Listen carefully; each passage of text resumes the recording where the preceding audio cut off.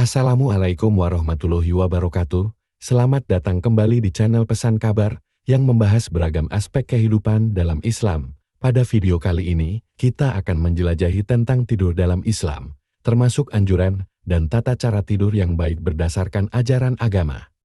Mari kita pelajari bersama-sama. Pentingnya tidur dalam Islam. Tidur adalah salah satu kebutuhan manusia yang penting, baik secara fisik maupun mental. Dalam Islam, tidur juga memiliki nilai spiritual yang besar. Allah Subhanahu wa Ta'ala menyebutkan dalam Al-Quran bahwa tidur merupakan tanda kebesarannya dan merupakan cara untuk melepaskan diri dari kepenatan dunia. Tidur memiliki pentingan yang besar dalam Islam, baik dari segi fisik maupun spiritual. Berikut adalah beberapa alasan mengapa tidur dianggap penting dalam ajaran Islam. Regenerasi fisik. Tidur merupakan waktu istirahat yang penting bagi tubuh manusia untuk memulihkan diri setelah aktivitas sehari-hari. Dalam Islam, menjaga tubuh yang sehat adalah bagian dari tugas sebagai khalifah di bumi. Keseimbangan mental dan emosional. Tidur yang cukup juga penting untuk menjaga keseimbangan mental dan emosional. Kurang tidur dapat menyebabkan stres, kelelahan, dan masalah kesehatan mental lainnya. Dalam Islam, menjaga keseimbangan emosi adalah bagian dari ibadah. Anjuran tidur yang baik. Dalam Islam, terdapat anjuran untuk tidur dengan penuh kesabaran dan penerimaan terhadap takdir Allah Subhanahu wa Ta'ala. Sebelum tidur, sebaiknya kita membersihkan diri, membaca doa-doa perlindungan, dan mengucapkan zikir kepada Allah. Hal ini akan menjaga kita dari gangguan syaitan dan memperoleh tidur yang tenang. Tidur adalah cara beristirahat yang terbaik setelah manusia seharian beraktivitas. Tidur merupakan aktivitas pasif yang sangat penting bagi kesehatan fisik dan mental manusia. Dengan porsi tidur yang cukup, seseorang dapat memulihkan kembali stamina dan siap menjalankan aktivitas kembali di esok hari. Sebaliknya, bila kurang tidur, seseorang mengalami penurunan mood, badan kurang segar dan kepala pusing. Karena itu, kita dianjurkan untuk tidur cukup waktu, antara 6 hingga 8 jam sehari dengan menyempatkan tidur qailullah, tidur sebentar di siang hari.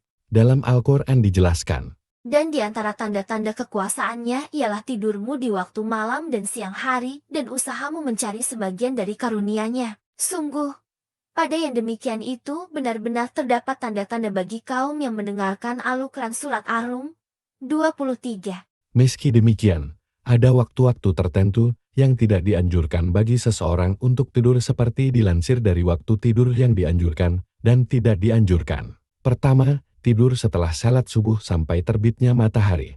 Tidur di waktu ini dipandang akan menjadikan orang yang melakukannya terhalangi mendapatkan berkahnya rezeki dan umur, sebab waktu-waktu tersebut merupakan waktu diturunkannya keberkahan rezeki pada seseorang. Hal ini seperti dijelaskan oleh Habib Zain bin Smith. Tidur setelah subuh menghilangkan berkah rezeki dan berkah umur.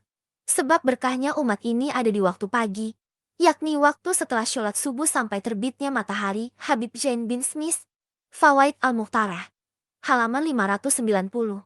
Kedua, tidur setelah masuk waktu asar. Tidur pada waktu ini berisiko mengurangi daya aktif akal pelakunya. Dalam salah satu hadis dijelaskan, barang siapa tidur setelah waktu asyar, lalu hilang akalnya, maka jangan pernah salahkan kecuali pada dirinya sendiri. Hadis riwayat Ad-Dailami. Meski para ulama menghukumi hadis di video sebelumnya sebagai hadis dhaif, namun hadis di video sebelumnya masih relevan dalam konteks fadlailul amal, perbuatan keutamaan. Pernah ada seseorang yang menyaksikan penjelasan salah satu pendakwa tentang risiko tidur setelah asar. Akhirnya ia pun mencoba untuk tidur setelah asar untuk membuktikan apakah benar tidur di waktu tersebut akan berisiko menjadikan pelakunya sebagai orang yang gila. Ia pun mencoba tidur setelah melaksanakan sholat asar. Tidurnya tampak terlelap hingga ia baru terbangun saat waktu sudah menginjak separuh malam dini hari. Setelah terbangun, ia langsung bergegas pada pendakwah tadi untuk komplain. Engkau pernah berkata kalau tidur setelah asar mengakibatkan gila atau hilangnya akal? Lihat aku tidur setelah asar dan aku sama sekali tidak merasa gila, ungkap orang tersebut. Pendakwah tersebut menjawab dengan senyum dan penuh ketenangan, apakah ada perilaku orang gila yang melebihi hal ini? Engkau datang menuju rumah seseorang pada saat dini hari sedangkan orang-orang dalam keadaan tidur? Orang yang komplain tersebut diam seketika, Ia membenarkan ucapan pendakwah tersebut dengan penuh rasa malu. Habib Zain bin Smith, Fawaid al-Muhtara, halaman 591.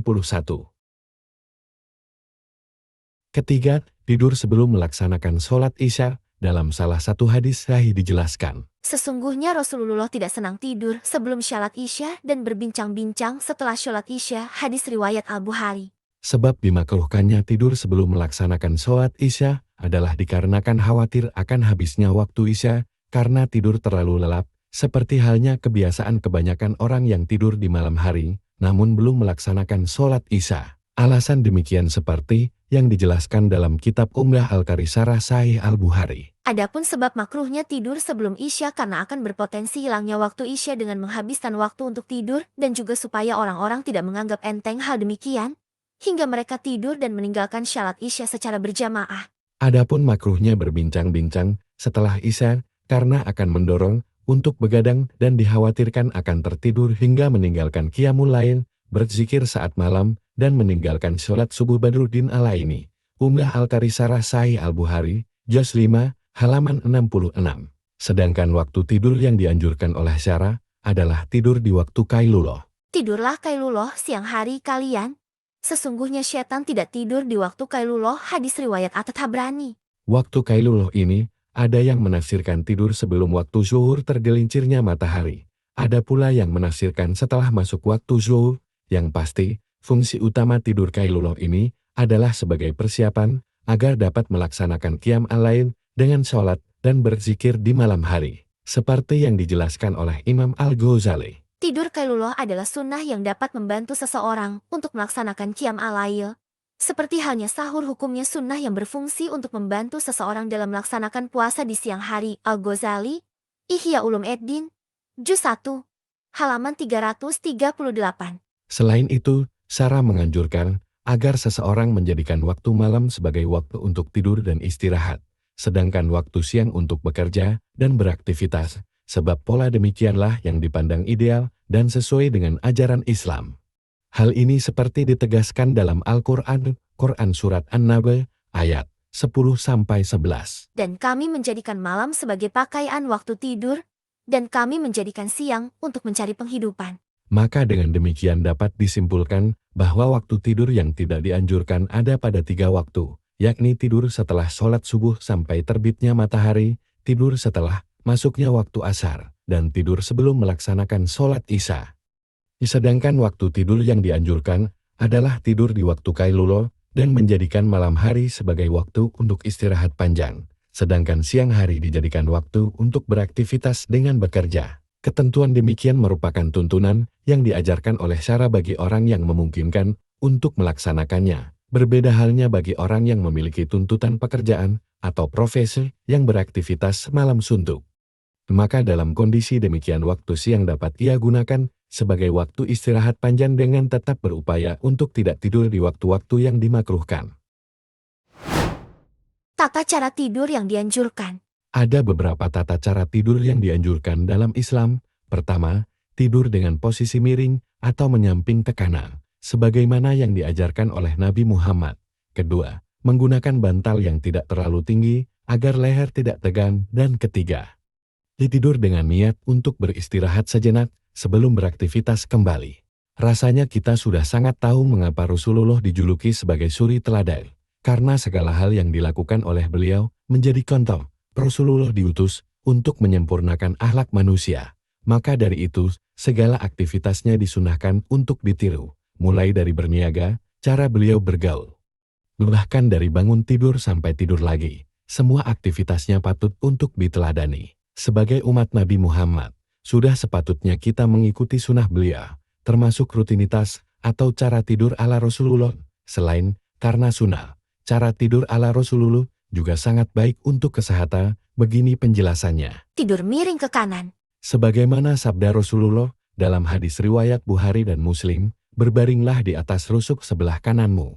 Sebelum tidur, Rasulullah selalu memastikan posisi tidurnya sudah benar, yakni tidur miring ke arah kanan. Tidur tanpa cahaya lampu. Sebagaimana sabda Rasulullah dalam hadis riwayat Imam Bukhari, padamkanlah lampu-lampu di malam hari pada saat kalian tidur malam. Kuncilah pintu dan tutuplah bejana. makanan, dan minuman. Selain tidur miring ke kanan, Rasulullah juga tidur dengan keadaan cahaya lampu dimatikan. Menurut penjelasan Halodoc, tidur dengan mematikan cahaya lampu juga dapat meningkatkan kualitas tidur dan menjaga kesehatan mata dan kulit. Bahkan, paparan cahaya saat tidur di malam hari dapat mengganggu siklus menstruasi pada perempuan. Paparan cahaya dan siklus tidur yang tidak teratur dapat mengganggu kesuburan perempuan dan laki-laki dari waktu ke waktu.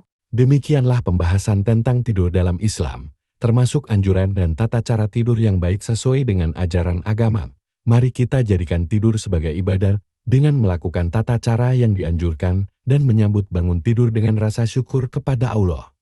Ya, terima kasih telah menonton video ini sampai habis. Wassalamualaikum warahmatullahi wabarakatuh.